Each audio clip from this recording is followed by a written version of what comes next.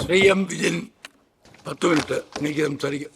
Sir, നന്ദി പ്രമേയത്തെ ഞാൻ പിന്തുണയ്ക്കുകയാണ്. നവകേരളം എന്നത് വെറുമൊരു കാഴ്ചപ്പാട് മാത്രമല്ല, ഇന്ന് നാം കണ്ടുകൊണ്ടിരിക്കുന്ന കേരളത്തിൻ്റെ മാറ്റം കൂടിയാണ്. അത് പിണറായി വിജയൻ ഗവൺമെൻറ് നവകേരള സൃഷ്ടി അത് യാഥാർത്ഥ്യമാക്കിക്കൊണ്ടുള്ള പ്രവർത്തനങ്ങൾക്ക് നേതൃത്വം കൊടുക്കുന്നു. ആ പ്രവർത്തനങ്ങളുടെ വിശദീകരണം കൂടിയാണ് ബഹുമാനപ്പെട്ട ഗവർണർ 1 മണിക്കൂറും 57 മിനിറ്റും എടുത്ത് നയപ്രഖ്യാപന പ്രസംഗത്തിലൂടെ അവതരിപ്പിച്ചു. ഒരിക്കലും ഇവിടെ സാധ്യമാകില്ലെന്ന് കരുതിയതെല്ലാം ഈ കേരളത്തിൽ സാധ്യമാക്കിക്കൊണ്ടാണ് പിണറായി വിജയൻ ഗവൺമെൻറ് നവകേരളം സൃഷ്ടിച്ചുകൊണ്ടിരിക്കുന്നത്. കേരളത്തിൽ ദേശീയപാത വികസനം, സർ, ഒരിക്കലും ദേശീയപാത വികസനം നടക്കാൻ പോകില്ലെന്ന് പറഞ്ഞ് ഓഫീസും പൂട്ടിപ്പോയ ദേശീയപാത വികസന അതോറിറ്റിയെ തിരികെ കേരളത്തിലേക്ക് കൊണ്ടുവന്ന് ഇവിടെ ദേശീയപാത യാഥാർത്ഥ്യമാക്കിയ മുഖ്യമന്ത്രിയുടെ പേരാണ് പിണറായി വിജയൻ. സർ, ലോകോത്തര കമ്പനികൾ കേരളത്തിലേക്ക് വരികയാണ്. വ്യവസായ സൗഹൃദ റാങ്കിങ്ങിൽ കേരളം ഇന്ന് 1ാമതാണ്. ടൂറിസം മേഖലയുടെ വളർച്ച, സർ, കേരളം മറ്റ് സംസ്ഥാനങ്ങളോടല്ല ലോകരാജ്യങ്ങളോടാണ് ഇന്ന് ടൂറിസം രംഗത്ത് മത്സരിച്ചു കൊണ്ടിരിക്കുന്നത്. 2025 നവംബർ 1 അതിദാരിദ്ര്യമില്ലാത്ത ഒരു നാടായി കേരളത്തെ മാറ്റുകയാണ്. ഇന്ത്യയിലെ ആദ്യ സംസ്ഥാനമായി നമ്മുടെ കേരളം മാറുകയാണ്. വിദ്യാഭ്യാസ രംഗത്തുണ്ടാക്കിയ മാറ്റങ്ങൾ ഞാൻ ഓരോന്നും എണ്ണി പറഞ്ഞാൽ സർ 10 മിനിറ്റ് കൊണ്ടൊന്നും അവസാനിപ്പിക്കാൻ പറ്റാത്ത വിധത്തിൽ. കാരൂരിന്റെ കഥകൾ പൊതിച്ചോറ് നാം വായിച്ചിട്ടുണ്ട്. തൻ്റെ ക്ലാസ്സിൽ പഠിക്കാൻ വന്ന കുട്ടിയുടെ ഉച്ചഭക്ഷണ പൊതി കട്ടുനിന്ന അധ്യാപകന്റെ ജീവിതത്തിന് മാറ്റമുണ്ടാക്കിയത് കേരളത്തിൽ അധികാരത്തിൽ വന്ന EMS ഗവൺമെന്റ് ആയിരുന്നു. വിദ്യാഭ്യാസ നയമായിരുന്നു. അധ്യാപകന് നടുനിവർത്തി നിന്ന് പഠിപ്പിക്കാനും പാവപ്പെട്ടവന്റെ മക്കൾക്ക് പഠിക്കാനും സാഹചര്യം ഒരുക്കിയ ആ കമ്മ്യൂണിസ്റ്റ് ഗവൺമെന്റിന്റെ തുടർച്ചക്കാരൻ പിണറായി വിജയൻ ഗവൺമെന്റ് ഇതാ പൊതുവിദ്യാഭ്യാസ സംരക്ഷണ യജ്ഞത്തിലൂടെ കേരളത്തിന്റെ പൊതുവിദ്യാഭ്യാസ മേഖലയെ മികവിന്റെ കേന്ദ്രമായി മാറ്റി. അതവിടെ അധ്യാപകന് സുരക്ഷിതത്വമുണ്ടായി. വിദ്യാർത്ഥികൾക്ക് ഏറ്റവും മനോഹരമായി പഠിക്കാൻ പറ്റുന്ന സാഹചര്യമുണ്ടായി. സംഘപരിവാർ ഈ രാജ്യത്തെ കേന്ദ്ര ഗവൺമെന്റ് NCERT പാഠപുസ്തകത്തിൽ നിന്ന് മഹാത്മാഗാന്ധിയുടെ കൊലപാതകവും അതോടൊപ്പം തന്നെ മുഗൾ ചരിത്രമൊക്കെ പൂർണ്ണമായും ഒഴിവാക്കിയപ്പോൾ അതിനെ ചേർത്ത് പിടിച്ചുകൊണ്ട് പാഠപുസ്തകത്തിൽ ഉൾപ്പെടുത്തി പഠനം നടത്തുന്ന ഇന്ത്യയിലെ ഏക സംസ്ഥാനമായി കേരളത്തെ മാറ്റാൻ നമ്മുടെ ഗവൺമെന്റ് സാധിച്ചു. സർ, കുട്ടികളുടെ എണ്ണം കൂടി, അധ്യാപകരുടെ എണ്ണം കൂടി, വിദ്യാഭ്യാസ രംഗത്ത് ശക്തമായ ഇടപെടൽ നടത്തി. നാക്കിന്റെ A++ ഗ്രേഡ് ഉൾപ്പെടെ കേരള യൂണിവേഴ്സിറ്റി കരസ്ഥമാക്കുന്ന സാഹചര്യമുണ്ടായി. ആരോഗ്യ മേഖലയിൽ നീതി ആയോഗിന്റെ ആരോഗ്യ സൂചികയിൽ തുടർച്ചയായ 4 വർഷവും 1ാമതായി. ക്രമസമാധാന രംഗത്ത് കേരളം 1ാമത്. നോക്ക്, ശബരിമല തീർത്ഥാടന കാലം എന്തൊക്കെയാണ് ഇവിടുത്തെ പ്രതിപക്ഷവും BJPയും ഒക്കെ പ്രചരിപ്പിക്കാൻ വേണ്ടി ശ്രമം നടത്തിയത്. പരാതിരഹിത ഒരു തീർത്ഥാടന കാലം ഇതാ കേരളം സാക്ഷ്യം വഹിച്ചു എന്നത് ഈ ഗവൺമെന്റ് എത്ര മാതൃകാപരമായി ഡിപ്പാർട്ട്മെന്റുകളെ ഏകോപിപ്പിച്ചു പോകുന്നു എന്നതിന്റെ ഉദാഹരണം കൂടിയായി നമുക്ക് കാണാൻ പറ്റുന്നു. K-ഫോൺ ഇന്റർനെറ്റ് സൗജന്യം ജനങ്ങളുടെ അവകാശമാക്കിയ ആദ്യ സംസ്ഥാനമായി കേരളം മാറ്റി. ഓരോ പഞ്ചായത്തിലും കളിസ്ഥലം. സർ, മെസ്സിയും അർജന്റീനയും വരികയാണ് ഈ കേരളത്തിലേക്ക്. കേരളത്തിന്റെ കായിക കുതിപ്പിന് സ്വപ്നങ്ങൾക്ക് കരുത്തു പകരുന്ന ഒരു കരുത്തുറ്റ ഇടപെടൽ കൂടിയായി ഈ ഗവൺമെന്റിന്റെ കായിക രംഗത്തെ ഇടപെടലുകൾ മാറുകയാണ്. സർ, കേരളത്തിൽ ഒരു കാലഘട്ടത്തിൽ പാടിയ ഒരു നാടകഗാനമുണ്ട്. പാമ്പുകൾക്ക് മാളമുണ്ട്, പറവകൾക്ക് ആകാശമുണ്ട്, മനുഷ്യപുത്രനെ തലചായ്ക്കാൻ മണ്ണിലിടമില്ല. മണ്ണിലിടം കൊടുത്തത് കേരളത്തിലെ കമ്മ്യൂണിസ്റ്റ് ഗവൺമെന്റ് ആണ്, EMS ഗവൺമെന്റ് ആണ്. ആ ഗവൺമെന്റിന്റെ പിന്തുടർച്ചക്കാരൻ സഖാ പിണറായി വിജയൻ കേരളത്തിന്റെ മുഖ്യമന്ത്രി ആയപ്പോഴാണ് 5 ലക്ഷം സ്വപ്നങ്ങൾ സാക്ഷാത്കരിച്ചത്. പാവപ്പെട്ടവന് ലൈഫ് പദ്ധതിയിലൂടെ വീട് കൊടുത്ത ഗവൺമെന്റിന്റെ പേര് കൂടിയാണ് സർ ഈ ഗവൺമെന്റ്. 62 ലക്ഷം പേർക്ക് ക്ഷേമ പെൻഷൻ നൽകുന്ന ഗവൺമെന്റ്, 62 ലക്ഷം പുഞ്ചിരികൾ ഈ കേരളത്തിൽ സാക്ഷാത്കരിച്ച ഗവൺമെന്റിന്റെ പേരാണ് സർ ഈ ഗവൺമെന്റ്.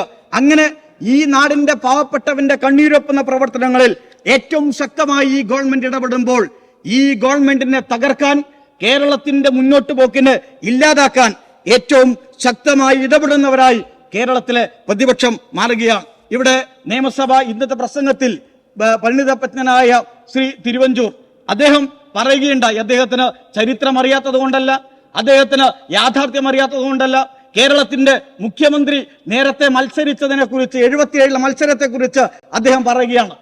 ചരിത്ര യാഥാർത്ഥ്യത്തെ മറച്ചു വെച്ചുകൊണ്ടാണ് പരിണിതപ്രജ്ഞനായ തിരുവഞ്ചൂർ അദ്ദേഹത്തിന്റെ പ്രസംഗം നടത്തിയത്.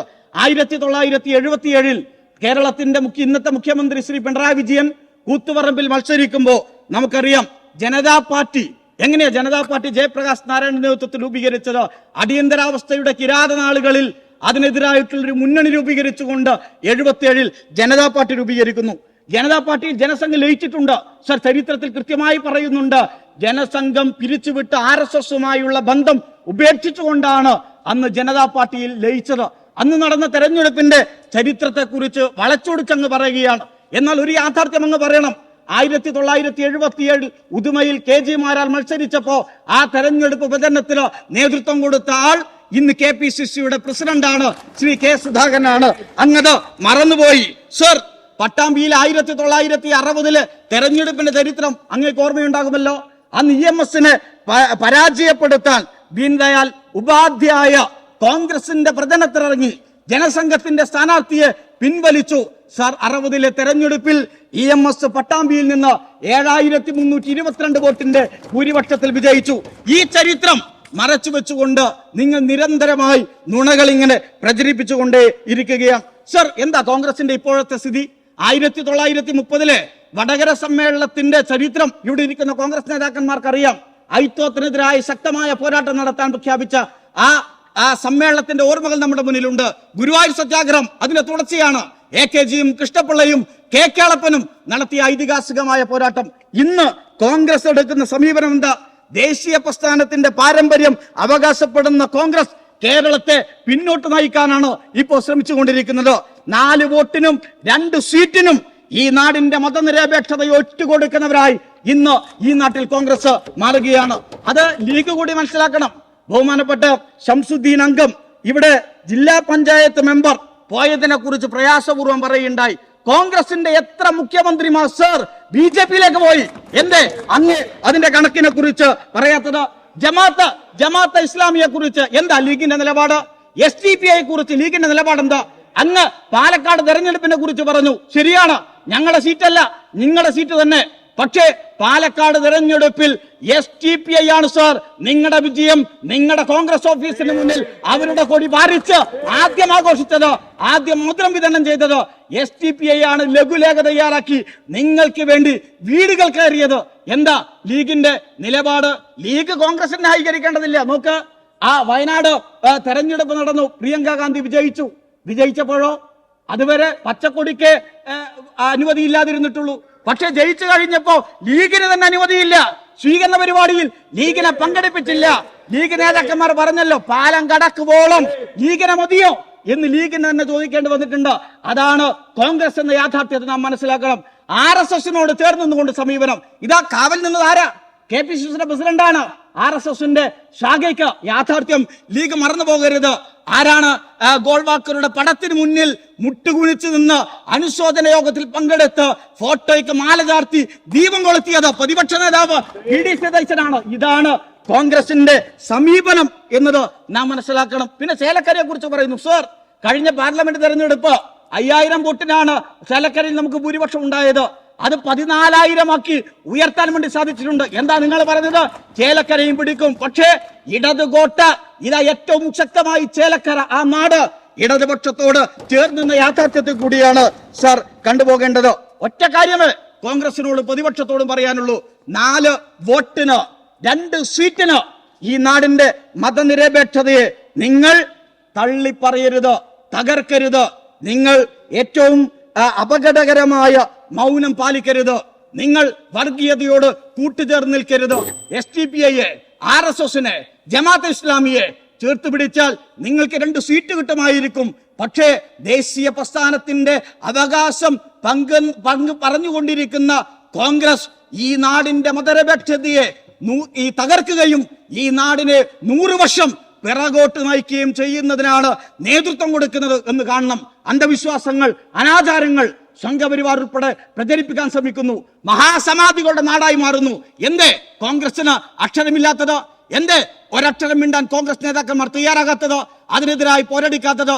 നിങ്ങളുടെ നയങ്ങൾ നിങ്ങളുടെ തന്നെ തകർച്ചയിലേക്ക് നയിക്കും എന്ന യാഥാർത്ഥ്യത്തെ കോൺഗ്രസ് തിരിച്ചറിഞ്ഞ്, പ്രതിപക്ഷം തിരിച്ചറിഞ്ഞ് ഇടപെടുക, മതനിരപേക്ഷതയ്ക്ക് വേണ്ടി പോരാടുക. എന്തേ ഈ കേരളത്തിന്റെ സംഘപരിവാറിന്റെയും SDPIയുടെയും ജമാഅത്ത് ഇസ്ലാമിയുടെ ആശയം നടപ്പിലാക്കാത്തത്? ഒരു മത നിരപേക്ഷതയെ തകർക്കും നിലപാടുകൾക്കെതിരായും ഞങ്ങൾ നിൽക്കില്ല. മതനിരപേക്ഷതയുടെ കാവലാളായി കേരളത്തിൽ ഇടതുപക്ഷ ജനാധിപത്യ മുന്നണി സർക്കാരുണ്ട്, പിണറായി സർക്കാരുണ്ട്. ആ സർക്കാരിന്റെ ഇച്ഛാശക്തിക്ക് മുന്നിൽ ഒരു സംഘപരിവാറിനും, ഒരു ജമാഅത്ത് ഇസ്ലാമിക്കും, ഒരു SDPIക്കും അവരുടെ ആശയം ഈ കേരളത്തിൽ പ്രചരിപ്പിച്ചു പോകാൻ പറ്റുന്നില്ല എന്ന യാഥാർത്ഥ്യം മനസ്സിലാക്കണം. വോട്ടല്ല ഞങ്ങളുടെ പ്രശ്നം, സീറ്റല്ല ഞങ്ങളുടെ പ്രശ്നം, നമ്മുടെ നിലപാടാണ്, മതനിരപേക്ഷതയാണ്. അത് ശക്തമായി ഈ ഗവൺമെന്റ് മുന്നോട്ട് വെക്കുന്നുണ്ട്. സാമ്പത്തികമായ കടുത്ത ഉപരോധം കേന്ദ്രം തീർക്കുമ്പോഴും നിങ്ങൾ കേന്ദ്രത്തിന് പിന്തുണ കൊടുക്കുന്നുണ്ട്. പക്ഷേ നവകേരളം ഈ കേരളത്തിൽ പിണറായി വിജയൻ ഗവൺമെന്റ് സൃഷ്ടിക്കുക തന്നെ ചെയ്യും. മോഡിയുടെ തിട്ടൂരത്തിന് മുന്നിൽ ഈ ഗവൺമെന്റ് മുട്ടുമടക്കില്ല. ശക്തമായി അതിനെ പ്രതിരോധിച്ചുകൊണ്ട് നവകേരളത്തിലേക്ക് ഈ നാടിനെ നയിക്കുക തന്നെ ചെയ്യുമെന്ന് കൂടി സൂചിപ്പിച്ച ഈ പ്രമേയത്തെ ഒരിക്കൽ കൂടി പിന്തുണച്ചുകൊണ്ട് എന്റെ വാക്കുകൾ അവസാനിക്കും.